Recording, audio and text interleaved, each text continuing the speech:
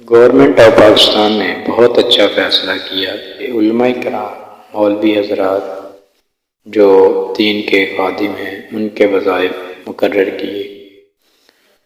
اس سے دین اسلام کی اشاعت اور ایسے کم سن عمر میں بننے والے قاری علماء کرام فائدہ اٹھا سکیں گے۔ لیکن ایک بہت بڑی آواز جو علماء کرام نے اٹھائی ہے کہ ہم 25,000 پر کیا کام کریں، یہ 2 کروڑ کی مسجد 25,000 سیلری، تو اس سے دین کا کام نہیں چل سکتا۔ وہ سارا کچھ ہم گورنمنٹ آف پاکستان کو دے دیں۔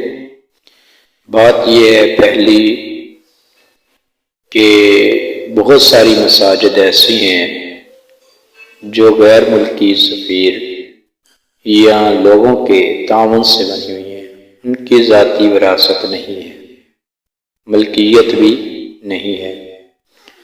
تو دوسرا یہ ہے کہ وظائف جو وظیفہ ہوتا ہے اس کی قیمت نہیں ہوتی۔ وظیفہ ایک خوشی ہے، ایک پیکیج ہے، ایک دینی لگن ہے جو گورنمنٹ آف پاکستان آپ سے کرتے ہوئے آپ کو دے رہی ہے، اور اس سے فائدہ اٹھانا چاہیے، نہ کہ تنقید کرنی چاہیے۔ یہ بھی حکمت سے بڑی بات جو میں نے یوٹیوب پر آپ کو بتائی، آپ اس سے فائدہ اٹھائیں اور اپنے ہوش و حواس کو سمجھتے ہوئے، قائم رکھتے ہوئے اور سمجھتے ہوئے اپنے فیصلے کریں۔ اللہ تعالیٰ پاکستان کو حفاظت میں رکھے۔